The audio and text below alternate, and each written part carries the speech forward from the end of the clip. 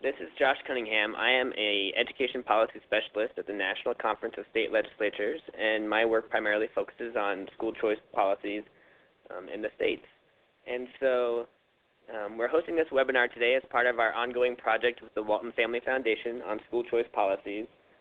And we have received a lot of requests from legislators and legislative staff around the country looking for more information on funding strategies for charter school facilities.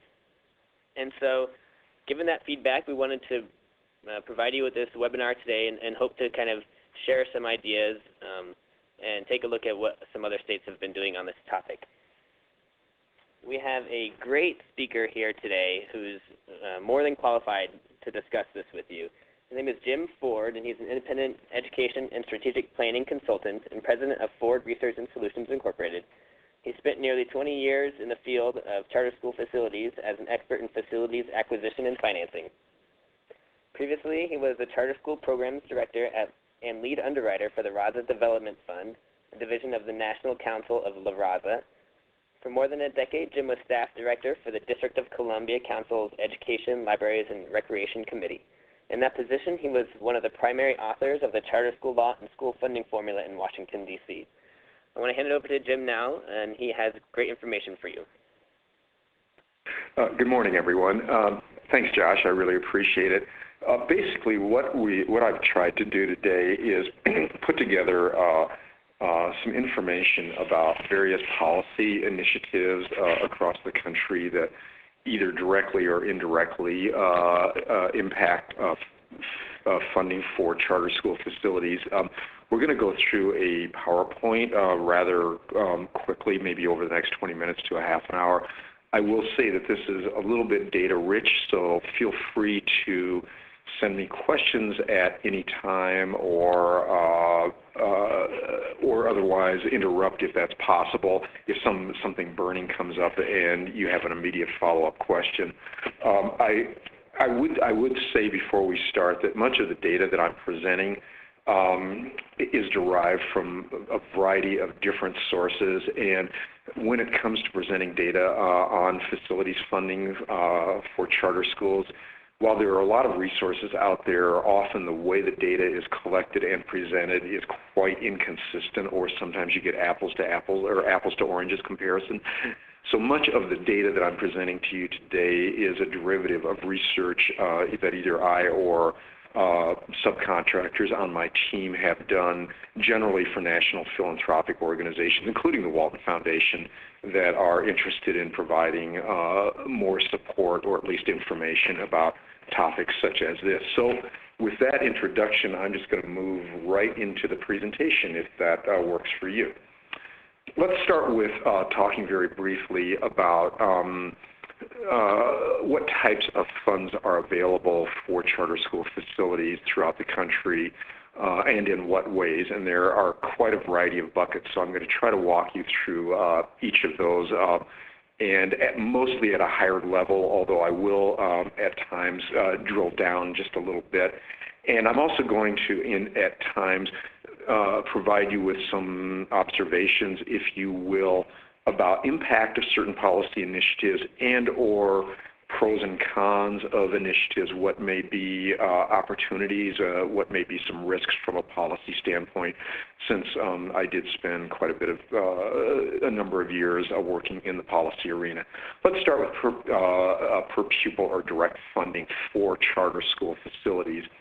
As you can see from the slides, 10 states and the District of Columbia provide direct funding to charter school operators on either a direct on a per pupil basis or on a lump sum grant basis. All the funding mechanisms that I'm aware of, frankly, including that which we created in the District of Columbia, are embedded in statute, and generally the funding mechanisms are either formula-driven, which is generally the case, but not always, or they are fixed amounts. However, notwithstanding the formula or the fixation, if you will, generally the actual amounts that are received per school or per jurisdiction are subject to the annual appropriations process, and we have seen in a number of states over the last few years due to national and state economic conditions that some of the funding payments for facilities have dropped in certain markets. Right at the moment, the funding range for facilities per se, where there are direct allocations, ranges widely, as you can see, from less than $100 here in Colorado, where I happen to live right at the moment, to around $2,600 to $2,800 in D.C., where I used to live. The types of funding are basically two or threefold. As I mentioned, in a number of states, there are direct per pupil payments that are separate and apart from the per pupil funding for other operations for charter schools, or in a case or two, they are embedded into that formula, but they are distinct components. And then in a number of states, there are provisions to provide funding for lease aid, assistance, and or reimbursement. And really these programs, although they use different names, are largely lease aid reimbursement programs. The reimbursement amounts vary across the country. One of the higher amounts is in Minnesota, for example, where charter schools are eligible to receive reimbursement for 90% of all lease costs on an annual basis. One of the interesting things, if you will, about direct facilities funding on a per pupil or other basis is that there may be a correlation between states that do provide some direct funding assistance and states where laws are perceived by some organizations to be among the strongest in the country. As the slide notes, 9 of the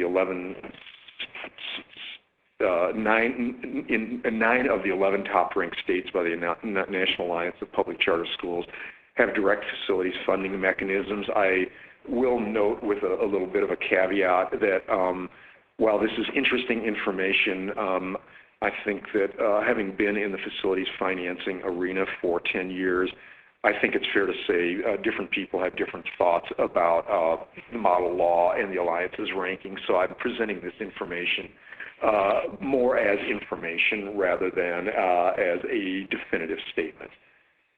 Okay, we will move on to the next point. One of the other ways that states provide funding for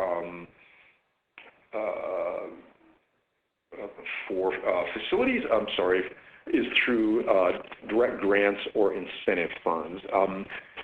Three of the more interesting programs that I'm aware of exist. First in Colorado, where there is a program called Building Excellent Schools Today. This is a program that was established by statute, separate and apart from the charter school authorizing statutes here. And basically what this program does is it provides matching grants for construction and improvements for both charter schools and school districts. In Colorado, right at the moment, about 10% of the charter schools, or about 10% of the grants awarded out of the BEST program have gone to charter schools, although the percentage is rising annually. And I should note that here in Colorado, the grants are focused on specifically, or although not primarily, on facilities that need improvements related to safety or inadequate construction. So there is a way of tiering who gets the grants here in Colorado, and in large part, charter schools here that have qualified for the BEST program have actually been charter schools in small towns or rural communities rather than in Denver or in Colorado Springs, two of the larger places in the state. Another interesting program is in New York State. It's the Charter School Stimulus Fund. This is a discretionary grant program that's available for facilities. This was a program also authorized by statute. And in New York City specifically, there is a Charter Schools Facilities Matching Grant Program. This is a program that literally is funded out of the New York City Department of Education's capital budget. And this was not a statutorily enacted program. And I should note that most many of the things I'll be describing today are embedded either in statutes authorizing charter schools or other state statutes. In Oklahoma, there is also a charter school incentive fund. It provides one-time only grants, largely to startup or early operator or schools in their early stages of operation. This is a program administered by the State Department of Education. And so these are three types of grants and incentive funds that exist in some parts of the country. Moving on, another way that charter schools have received financing support for facilities are through direct loan programs. There are a number of states that have these programs, and again, to my knowledge, all programs that do exist have been statutorily established. To sum up very quickly, in California and Illinois, both have statutorily established charter school revolving loan funds. In Indianapolis, there is a distinct fund that exists for charter schools. It's called the Local Public Improvement Bond Bank. This is an interesting vehicle because it was established in conjunction with legislation creating the authority for the mayor of Indianapolis to be a charter school authorizer. This is a bond. It is a bond bank, and most of the financing that comes out of this fund is through bond issuances. But by virtue of the way it was established, I tend to categorize it as a loan assistance program rather than a bond financing program per se, because of frankly the way the vehicle is created by statute and where it's placed physically. In Louisiana, there's also a loan program called the Charter School Startup Fund. This basically provides 3-year loans to early stage or new operators, and these grants are primarily directed toward acquisition of facilities or initial tenant improvements or such things as down payments on lease, security deposits, et cetera, et cetera. Again, this is a revolving fund, and any loans made out of the fund have only a 3-year duration, at which time they must be repaid. I would say, looking at direct loan assistance in terms of impact on increasing access to capital for charter school facilities, these programs have had some, but I would say a limited impact, and this is largely because most of the revolving loan funds that have been created by statute and initially either funded or capitalized by public funds have not always been refunded over the last few years, and this is largely due just simply to state budget issues across the country. So I think the limitation on impact here is due in no small part to the fact that these funds were created with the anticipation that they would be replenished on an annual or fairly recurring basis, and that's not always been the case. Okay, oops, oh, I'm sorry, I think I went to one slide too many. One other vehicle that has been available, I'm sorry, let me go, I'm sorry, I am doing a bad job of manipulating my slides. Let me go to the next slide. One other way that states have provided support to enable charter schools to obtain facilities financing, or at least to help improve their chances of doing so, are through loan guarantees and credit enhancement programs. I should note that probably the biggest and most impactful credit enhancement program that heretofore has existed nationally is a U.S. Department of Education credit enhancement grant program, the primary recipients of which have largely been community development financial institutions like one I used to work for that engage in charter schools facilities financing, organizations that are called Charter School Facilities Development Corporations, and these are basically developers that either acquired, develop, and finance facilities and then flip them to charter school operators on a turnkey basis, or in the case of an organization such as Civic Builders, which is operating in New York State and now in New Jersey, generally they develop publicly owned properties, which are then leased to charter school operators. But to make a long story short, the recipients of the National Credit Enhancement Program have largely been funding entities, like I said, CDFIs, development corporations specialize in creating charter school facilities, and some large charter management organizations that have created their own facility development capacity. When it comes to state programs, though, and I think that's what people on this webinar, participating in this webinar, are more interested in, there are a variety of loan guarantee and credit enhancement programs across the country. One is in Ohio. It is entitled the Community Schools Classroom Facilities Guaranteed Loan Program. There are 3 very similar programs in California, Colorado, and Texas that basically, these are state-established credit enhancement programs that generally have a certain amount of flexibility, although the program in California has become a little more limited in recent years. Colorado also has an interesting mechanism called the state's moral obligation. I'm going to come back to this in a few minutes, but in essence, bond issuances that are provided by the state on behalf of charter schools in Colorado are, in a sense, guaranteed by the state's moral obligation, which in effect means the state is providing a 100% guarantee to whomever purchases the bond paper, that if they're in the event of any potential default or what have you, the state would fully guarantee the issuance. That has actually stimulated a great deal of bond financing here in Colorado over the last 10 years. In Texas, there is a vehicle called the Permanent School Fund Bond Guarantee. This is a program that just recently, it has been determined charter schools are eligible for. It right now is not providing financing to charter schools because the state is in the process of writing regs to ensure conformance with IRS regulations. This is a program that, once available, is likely, however, to be exhausted.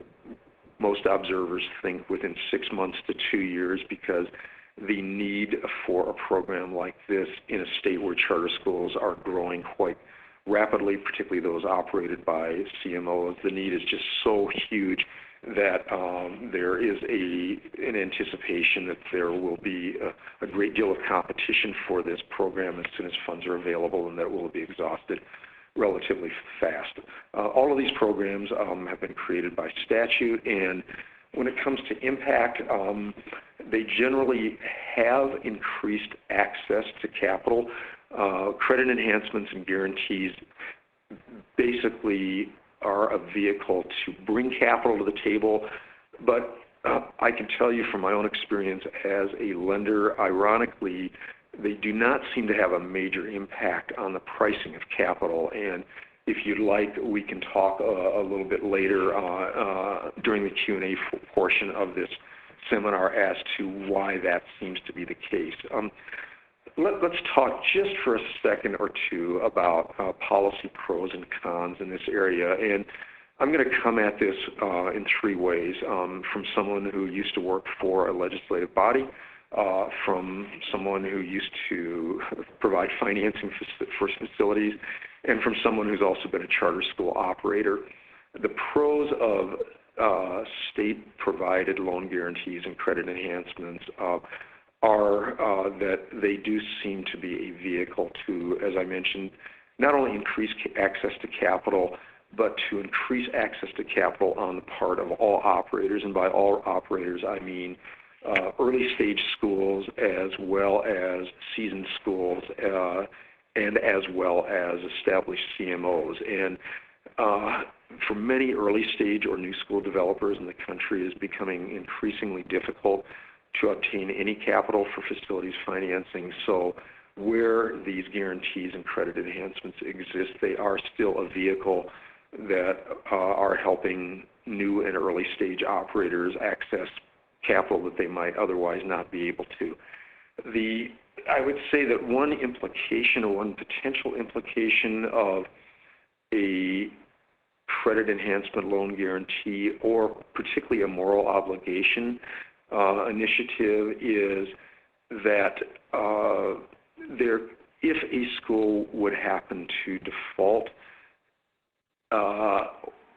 then it could create, it has the potential of having implications for state bond issuances or other guarantee or reserve programs. And I make that, and there's also one other implication that I think is also very important, and that is where state-provided guarantees and enhancements or moral obligations exist, it does sometimes make it difficult to revoke a charter or non-renew a charter for a non-performing school because of the way the guarantees and the enhancements are often structured. So I think I wanted to flag this for participants because I think it's an excellent vehicle for helping operators, particularly new operators, access facilities, financing, capital, which is very difficult these days.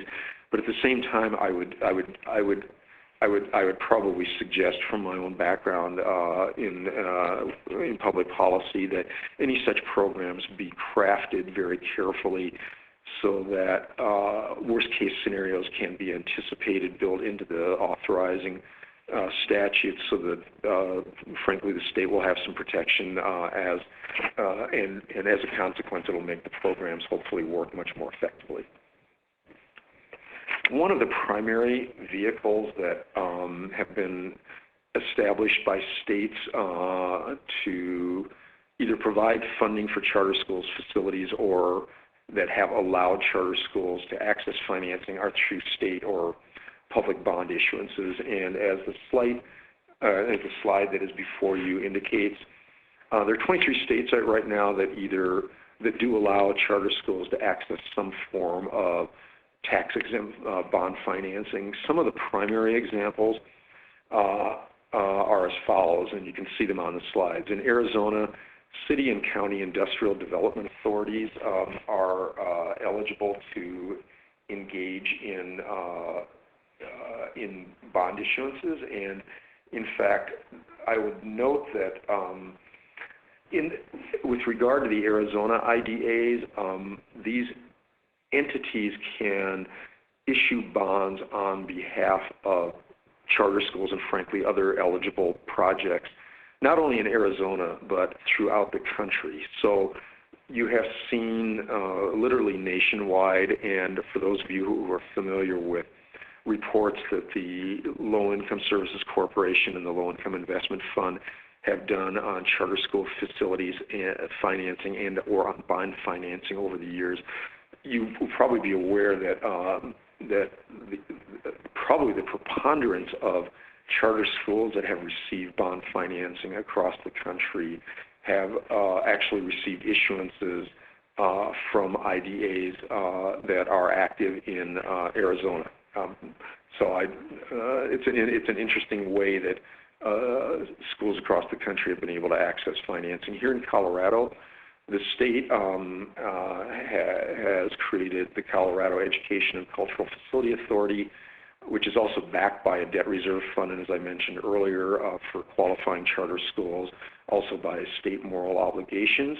In essence, this fund is available to school districts and to charter schools, basically on an equal basis. And so this is an authority that does financing for all public schools in the state of Colorado, and it has, quite frankly, had a major impact here in the state.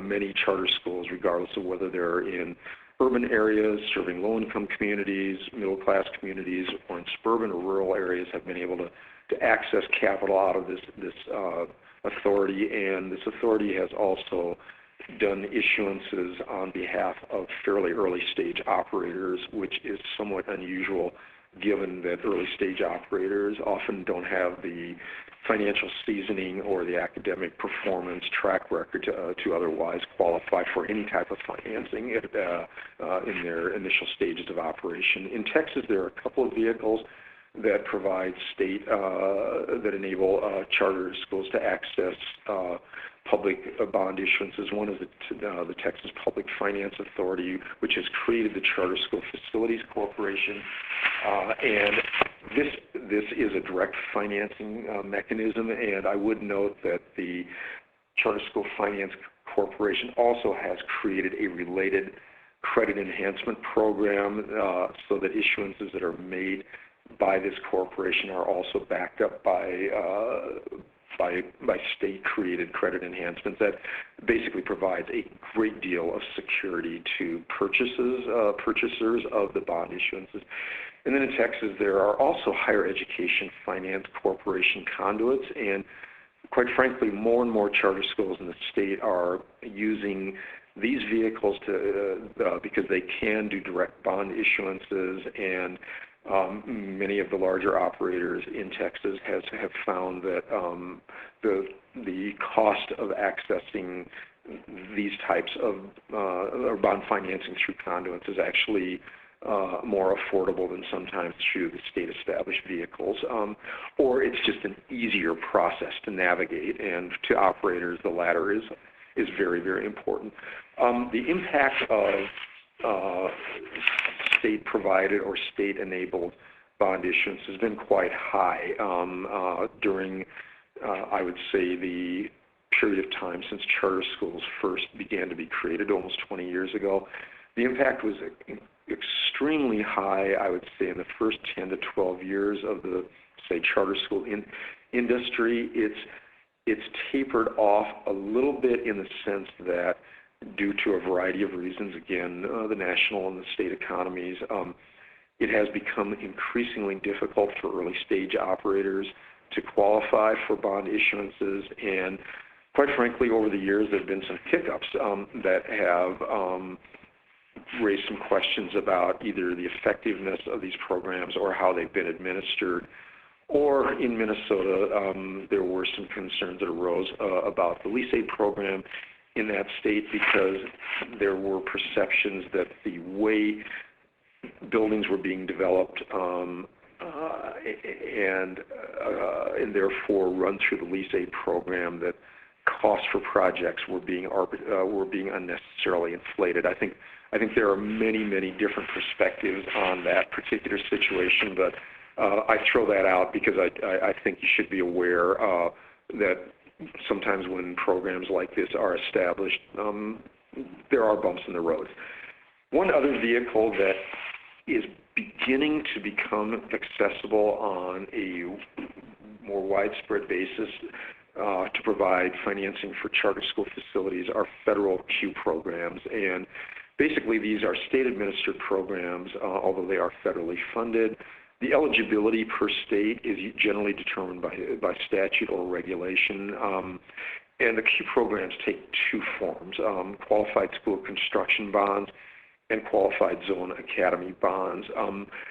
Since I first began looking at the use of KEC programs, the number of states that have begun to allow charter schools to access financing through either the QZABs or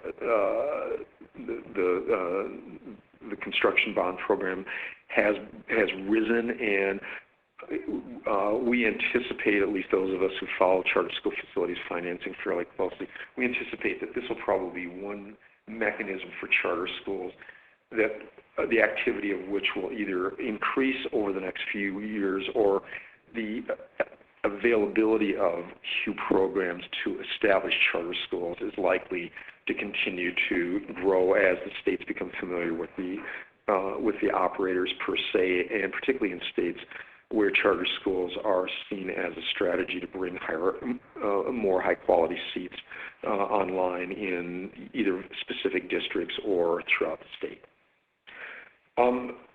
Another mechanism to provide facilities to charter school operators that is a little bit different than charter school facilities financing are state statutes and or policies that provide charter school operators with access to public space. The 15 states have legislation that enable charter schools to access public space in a variety of ways. I will say that the laws really vary. In some states, there is a literal entitlement that if there is unused or available public space in district schools, charter schools have first rights of refusal. Statutes in some states require that school districts issue annual reports about the availability or maybe I should say what excessive or unused space exists in districts, but there may or may not be any statutory entitlement to the use of the space. I think from a public policy standpoint, my own experience has been that it's easier to enact a law that grants access to public space than it is to actually execute it. And as a consequence, the effectiveness of such laws have varied. They appear to have been most effective in Louisiana, and that's largely through the existence of the Recovery School District, which basically administers use of public properties in particularly in New Orleans. In California, state statutes entitling charter schools to access to public space have worked in some parts of the state very well and not so well in other states, and I think that's simply a derivative of the availability of space in certain urban areas, the politics in the area, and other factors, which are probably not uncommon in most parts of the country. New Mexico has a pretty strong law, as does Colorado, D.C., Hawaii, Georgia, and Arkansas. If you'd like, I could provide you with more details on the laws in each of the states. I will say, though, the most effective programs when it comes to providing charter school operators with access to public space have generally been municipally administered. Perhaps one of the best known has been in New York City, although that the availability of public space for charter schools, or the terms of which availability will exist, might well change in the very near future. Chicago, over the years, has been able to provide charter school operators with public space either in shared buildings with district schools and schools that have been closed, and or in some cases the district has offered in effect turnaround opportunities.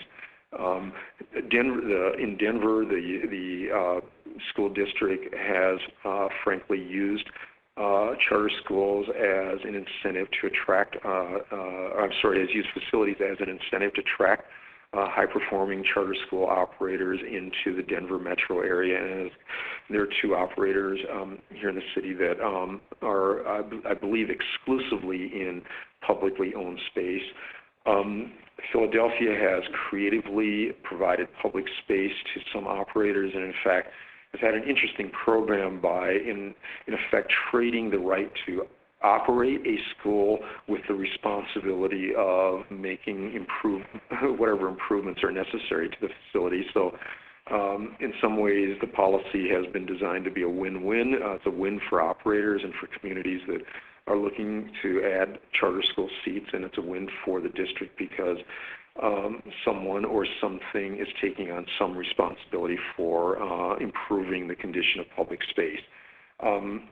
In Minneapolis, the school district is beginning to award public space to operators. It's pretty early stage, so the jury is still out there, and the same applies to Newark. So I wanted to cite those municipalities because the programs there, in municipalities and in urban areas, the attempt to provide charter operators with public space has probably worked a little bit better. I'm going to stop for a moment to see if anyone has questions, if I've overwhelmed you, gone through this too quickly, or you would like more detail. And if so, we'll stop and take a few questions, or I'll respond to those, or I'll move on and talk to you a little bit about some creative solutions that are potentially beginning to emerge across the country that may involve public or policy initiatives or may benefit from such. So I will stop here just for a second to see if anyone wants to weigh in any way, shape, or form. And I can this is Josh Cunningham, just remind you that, yeah, you can utilize the chat box on the right-hand side, the little bubble icon at the top. Just click on that, and then you can submit questions through there. Okay. Well, while people are thinking, I will move on, and then hopefully we will then circle back to Q&A. Because I think it's fair to say that. Well, let me talk to you a little bit about. I'm going to move one slide ahead and then come back to this one, if you don't mind, because I think this in the next slide will tee up the slide that I want to return to. Let me summarize the facilities financing challenge in a nutshell. And again, I'm going to articulate this from the standpoint of someone with a public policy background, an operator's background, and a lender's background. And so I want to give you the perspective from all three arenas because they're sometimes a little bit different. The challenge in a nutshell is right now, I think many people in the school reform sector believe that facilities accessibility and affordability are probably the greatest challenge facing school operators, particularly in markets where there is still an endeavor to encourage new school designs or new school ideas. The other big challenge in the sector is school leadership, but in the last 3 or 4 years, access to, frankly, to capital of any sort for facilities, let alone affordable capital, has become increasingly difficult, thus ratcheting up the challenge of obtaining capital, but also it's had an impact on the growth strategies of, frankly, operators throughout the country as a consequence, because the unavailability of capital, quite frankly, is unfortunately a mechanism that does impede growth strategies. And why has capital become increasingly difficult to obtain? Well, it's largely due to the state of the national and state economies, but lenders and capital providers have become more risk adverse over the years. Ironically, even though the rate or percentage of defaults on charter school financing or charter school bond paper is very, very low, but nevertheless, where there have been some hiccups, they've tended to be spectacular, which has had an effect on the risk appetite on the part of capital providers. And as I've noted already, in the last 2 or 3 years, it has been very, very difficult for new or unseasoned operators to obtain facilities financing at all, except at premium interest rates and or through financing that contain what, from an operator standpoint, some pretty onerous covenants, and that can be literally restricted reserves that tie up operators' ability to manage their cash, or they can even range to such things as lender requirements that all members of the senior leadership and management team of a charter school have life insurance policies, the benefits of which would go to the lender in the event of a default, things like that. So obtaining capital for new operators is a major challenge, and it often comes at the price of a little bit of loss of blood, if you will. One of the other challenges of obtaining capital, whether it's through private lenders, CDFIs, or through bond issuance, is the cost of capital, and particularly transaction fees, generally remains high, and that's for the financing itself and or to purchase credit enhancements, which sometimes can be obtained separate and apart from the financing. I'd say right now, given my own experience as a former lender, interest rates and transactional rates are probably a couple of percentage points higher now than they were, say, 3 to 5 years ago, and the willingness of lenders to amortize loans over a 25 to 30-year period has somewhat decreased, and that's largely because the amortization period and the loan terms are generally different, the loan terms being generally 5 to 7 years, with the AM rate being 25 to 30. But lenders are becoming increasingly reluctant to do a 25 to 30-year AM because many schools have had trouble finding refinancing sources, and as a consequence, lenders who assumed that they would be taken out of a loan in 5 to 7 years are finding that they have to refinance their own debt. And that's led a number of lenders, particularly those working with relatively new schools, to begin lending by doing fully amortized loans over a 5 to 7 year period, which really is an expensive cost of capital for operators, and it makes it very difficult to operate schools at early stages because there's always a balance between resources needed for mission and resources needed for facilities. The bond financing opportunities, whether tax exempt, whether rated or unrated, the opportunities and the costs have been very sporadic over the last couple of years, and even seasoned operators have at times had trouble obtaining bond financing. It's really a derivative of the way the markets work and the way people are looking at investments, but it has been confounding even to financial services providers who specialize in putting together bond deals, because in a number of instances, folks that I've worked with over the years have frankly seen projects that they've worked on for months not go forward at the last minute because either the rates changed or something happened to impact the deal. So just wanted to throw out for your information that even people who've been experienced in accessing capital markets have found the last 2 to 3 years very volatile and frankly sometimes unpredictable. Another element of the facilities challenge for operators, and I'm not one to describe this in terms of inequities because I do think that they're, having helped write a charter school law, I do believe that there were some trade-offs anticipated for the autonomies. But that having said, debt costs for facilities, even when they're affordable, do drain significant revenues from schools, even where in states where schools receive direct facilities financing payments. In most states, the average cost to operate a facility, and I'm talking about occupancy costs, which can be daily operations as well as lease payments and debt service costs, range from 10 to 20% of annual revenues. That really varies market by market.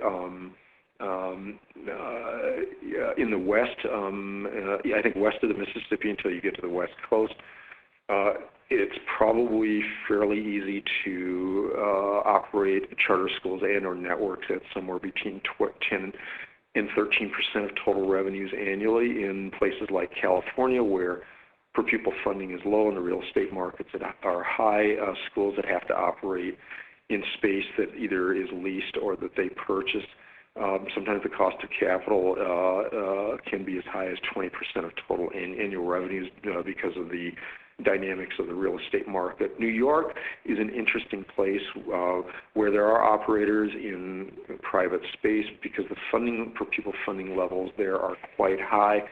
Operators can generally afford fairly expensive real estate and still at a cost of less than 15% of total annual revenues. But I would note in a market like New York, I think it's an anomaly because total annual revenues not only include a high per pupil funding strategy, but also many operators do significant fundraising there as well. One other challenge that I mentioned regarding financing that is real, and it's debt covenants that lenders and even and even sometimes bond issuances established, and these could be such things as lock boxes, restricted reserves, which frankly protect either the lender or the purchaser of the bond paper, and they make sense, but they do tie up cash on the part of operators.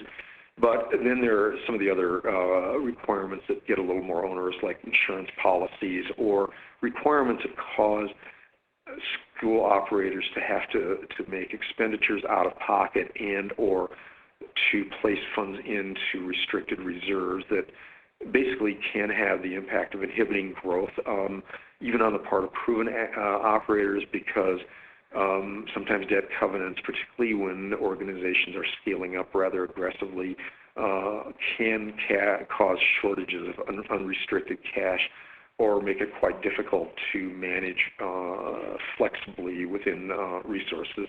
But I think, having said that, that is sort of a fact of life that many operators who are scaling up have accepted. And though the challenge is enormous, people are finding creative ways to maneuver those challenges. One major issue, though, that is beginning to arise, at least I'm seeing it from a variety of standpoints, is that the balance sheets of operators are sometimes becoming over-leveraged in real estate debt, which has the consequence of making the cost of additional borrowing more challenging. I think it's fair to say that this phenomenon has characterized the for-profit educational management organization specter of the charter school industry more than the nonprofit charter management organization component.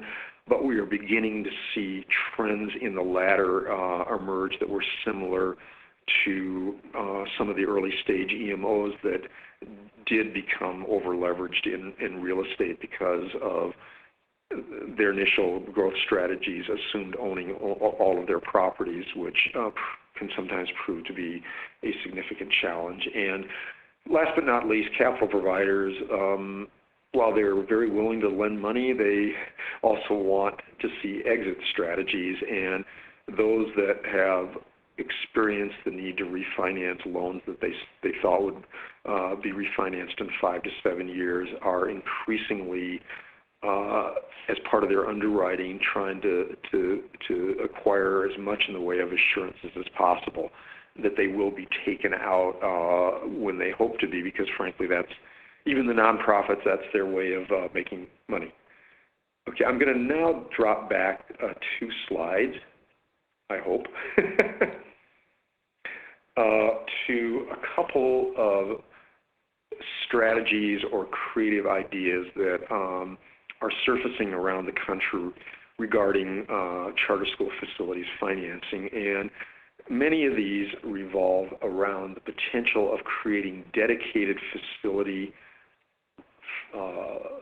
funds that will either be capitalized by public sources or by private sources, but in most instances are being designed to eventually become revolving, self-replenishing vehicles. And I'll describe a few that are right at the moment in the conceptual stage.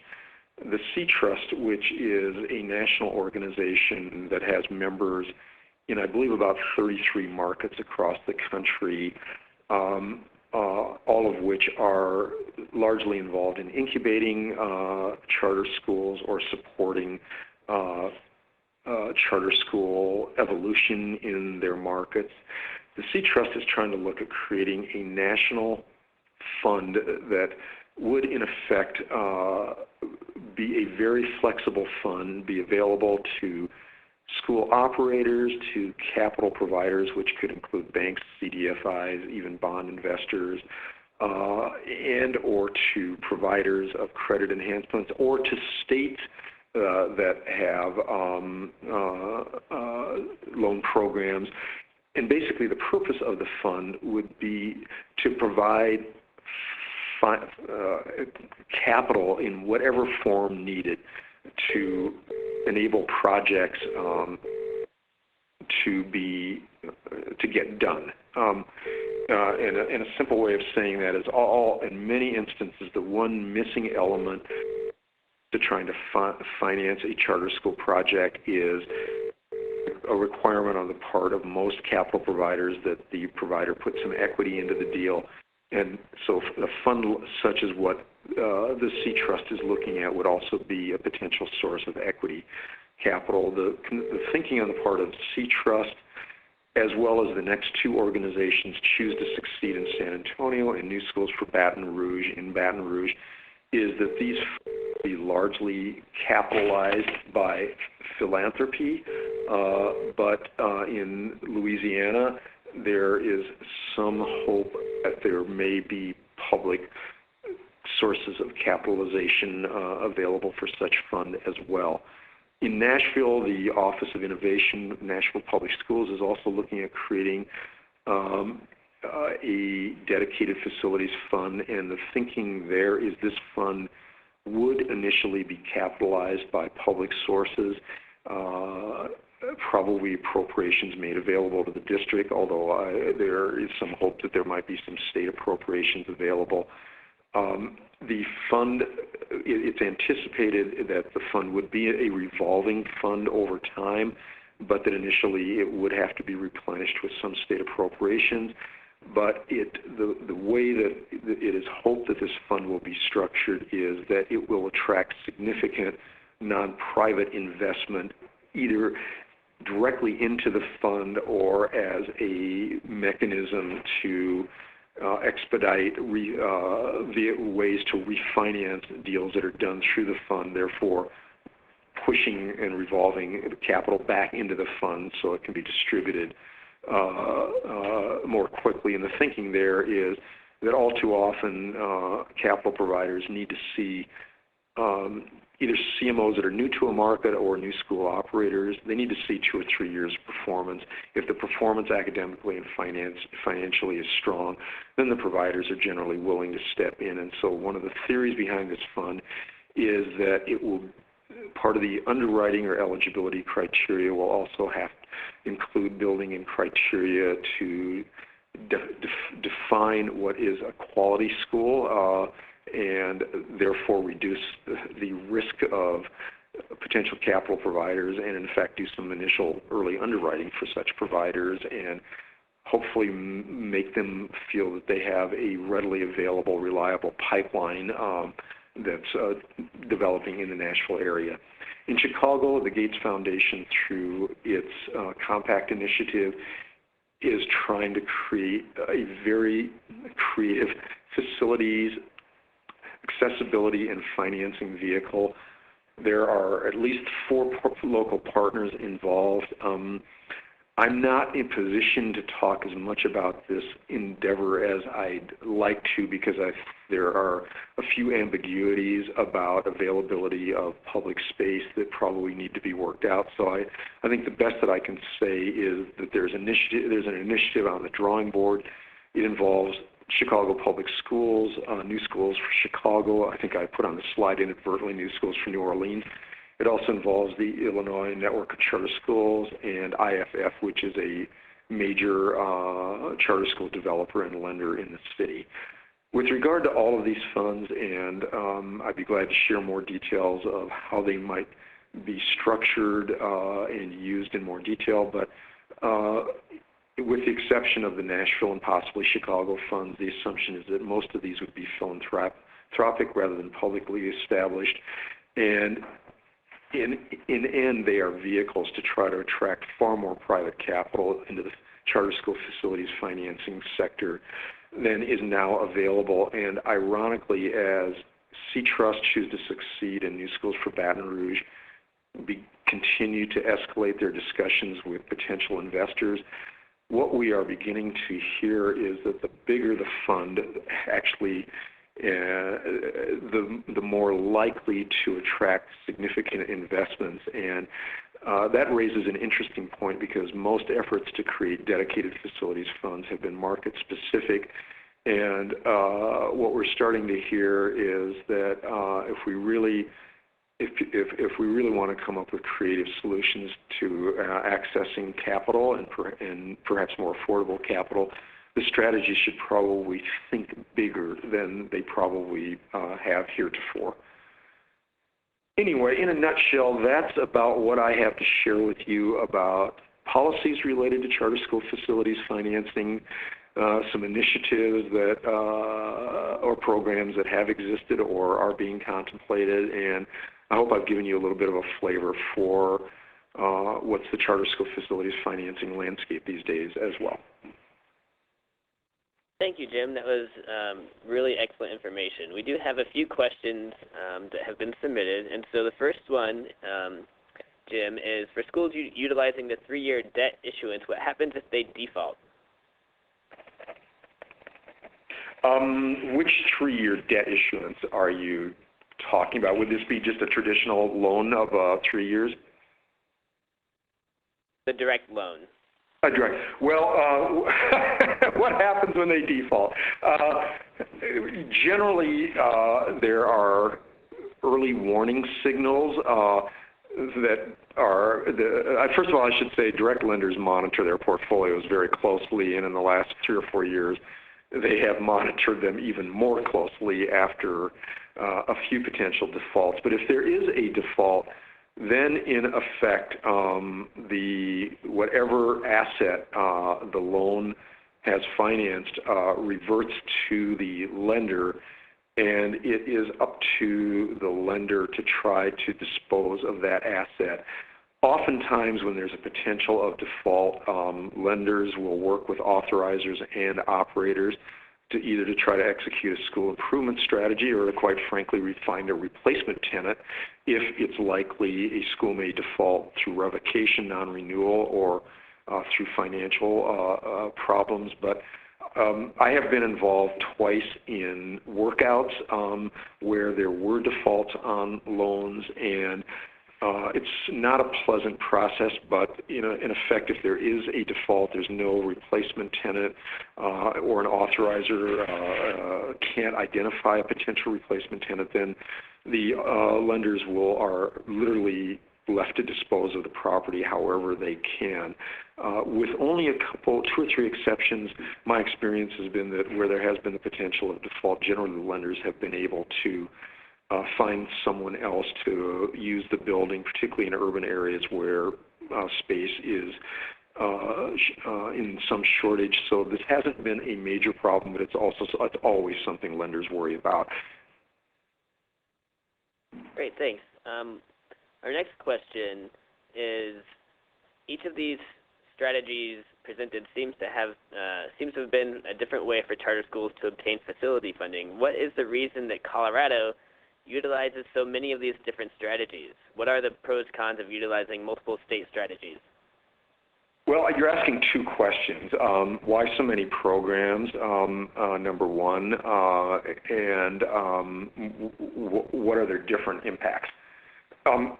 I think it's fair to say in Colorado, I've lived here now for 5 years, so I think I can speak as a resident, even though I travel so much that there is some question about whether I qualify for residency. Charter schools in Colorado have a great deal of community and political support throughout the state and at all socioeconomic levels. So to put that a different way, charter schools in Colorado serve a vastly different population than is sometimes the case in other states. Here in Colorado, there are charter schools serving low-income communities in urban areas. There are charter schools serving middle-class communities in suburban areas. There are charter schools that are specialty schools that are, frankly, options for families that would otherwise choose private or independent schools. And so I think the reason why there are so many options here in Colorado is a simple fact that charter schools are perceived throughout the state, I think frankly across many political and ideological lines, as an option of choice that parents have elected to exercise, and as a consequence, I think the policies and therefore the programs specifically that have made financing for charter schools available here are a reflection of the political dynamics and the support charter schools and educational reform here have in the state. The reason there are so many different programs is that most of the programs here benefit, they're not designed explicitly for charter schools. They are programs that are available to school districts and charter schools. Here in Colorado, charter schools are defined as public schools, and for purposes of examining academic performance, a charter school is considered to be part of the district in which it is located. So the different types of programs are, because the programs are geared more to than just charter schools. But I think the bond financing vehicles, the moral obligation piece, the credit enhancement opportunity available from the state is also a derivative of the fact that there are financial services providers who've been active here in the state who have cobbled together bond projects for relatively early stage operators that have necessitated additional enhancements and or the moral obligation. So I believe some of the policies and the programs that exist here are frankly a derivative of what operators have needed to have in place to actually be able to deliver financing for projects. And so that's my answer in a nutshell. Thank you. Our next question, and I'll just note that, we'll continue answering questions, and please, if you have questions, you can submit them on the chat box on the right-hand side. If you click on that little bubble icon at the top, you can submit a question. And this will also be available online within the next week or so on NCSL's website. But our next question is federal Q program eligibility determined by state or federal statutes? That is a very, very good question, and I will give you what I believe is the right answer, but I could be subject to error. The way that Q programs can be used, the purposes for the program, the criteria, and how eligibility is determined and where eligibility exists is, I believe, a derivative of federal statute. But where Q programs have been made accessible to charter school operators, I believe that has been a decision made at the state level to permit charter operators to also access Q programs. I am aware that in some states, at least at present, charter operators cannot access Q programs. So I think to make a long answer short, I believe the eligibility requirements for the program are federally determined, but who actually can access, in the case of charter operators, whether they can actually access Q funds that states received is a decision that the state makes. Great. Our next question is, when charter schools close, what happens to their facility liabilities and debt? Who becomes responsible for the payment of that debt? Very good question.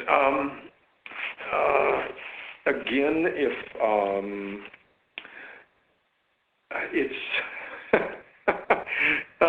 it's a tough one to answer because there are multiple answers. If they close, the debt is still the responsibility of the legal entity that did the borrowing, so that would be whatever nonprofit corporation houses the charter school and its board of trustees. And if we go back to my comment about loan covenants a little bit earlier, the fact that the responsibility for repayment of the debt still rests with the entity or individuals that did the borrowing is frankly why we have seen over the years some lenders require personal guarantees from trustees or school founders on debt and or covenants such as insurance policy requirements, etc., so that in the event a school is closed and the borrowing entity, i.e. the school's legal corporation, is unable to pay back the debt, the lenders have other options. I will say that another element that comes into play here is that high-risk loans are often only made with significant guarantees or credit enhancements attached to those loans. And basically what that means is if there is a closure and a default, there are guarantees or enhancement mechanisms that generally protect anywhere from 20% up to 100% of the loan. So I'm trying to make a little bit of a distinction between who's responsible for the loan and how lenders do workouts, but the simple answer to the question is whatever the borrowing entity initially was and their board of directors, and that is where it is so critical for charter school operators to have adequate directors' insurance. And I think we have one final question, which is, does access to public space impact types of funding and or the types of funding used or the types of funding that are available? The answer is yes and no. Access to public space, let me try to attack this in 2 or 3 different ways. If access to public space comes with a responsibility on the part of the school operator for any building improvements that are necessary to the facility, then I would say the likelihood of an operator being able to access public space increases if the lender can get some sort of leasehold guarantee on the deal. If we're talking about access to public space in terms of replacing the need for operators to take down commercial space in a particular market, that's an interesting question, because one might think if there is increased access to relatively inexpensive public space that the need for private facilities may decline. That's not necessarily the case, and or many operators like to pursue what's called a blended facility strategy, and operators that are operating schools, some of which are in public space and some of which are in either leased space on a long-term basis or owned space. Actually, it's probably easier for those operators to access capital because frankly, the risk involved with whatever vehicle the capital is provided can more easily be underwritten and therefore mitigated. But it's a very good question, and I would say probably if I were put under oath, I would say the answer really varies market by market. I think if the strategy is also tied to some sort of vehicle, whether it's public policy or something coming out of the charter school sector itself, that also builds in some quality controls to the type of school operators that we're talking about, where there's some quality control. I think that's really the primary vehicle to attract capital, if you want my sort of jaded opinion on it. Great. Well, thanks, Jim. This is wonderful information. We definitely appreciate your presentation. And again, I want to remind everyone that this will be available on NCSL's website in the next week or so, so you can review this entire webinar if you'd like. We can also post just the PowerPoint presentation as well if you are just interested in that. So I want to thank Jim Ford once again for his presentation today, and thank you all for joining us. And we look forward to working with you in the future.